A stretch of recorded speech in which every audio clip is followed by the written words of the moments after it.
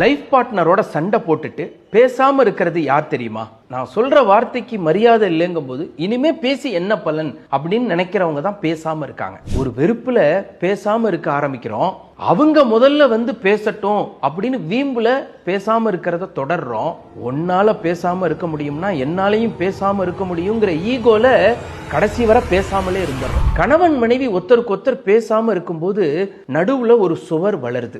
கடைசியில அது நம்ம கண்ணை மறைக்கிற அளவுக்கு போயிடுது. பேசாம இருக்கிறது பார்ட்னருக்கு கொடுக்கிற தண்டனை நினைக்கிறோம். இல்ல, நம்ம வாழ்க்கைக்கு கொடுக்கிற தண்டனை, நம்ம குழந்தைங்களுக்கு கொடுக்கிற தண்டனை. என் கருத்தை ஏத்துக்காத உன்னோட உறவே இல்ல அப்படின்னு நினைக்கிறது அசிங்கமா இல்ல? கருத்துல வேறுபாடு வரலாம், நம்ம உறவுக்குள்ள மாறுபாடு வரக்கூடாதுன்னு நினைக்கிற தம்பதிகள் என்ன பண்றாங்க, சண்டை முடியறதுக்குள்ள சகஜமா பேச ஆரம்பிச்சிடறாங்க. குழந்தைங்க முன்னாடி பேசாம இருந்தா இந்த அசிங்கமான வாழ்க்கைய அடுத்த தலைமுறைக்கும் சொல்லி கொடுக்கிறோம்னு அர்த்தம். போங்க, இப்பவே பேசுங்க, கை குலுக்குங்க. இந்த கை குலுக்கலுக்காகத்தான் அங்க ஒரு இதயம் காத்துட்டு இருக்கு.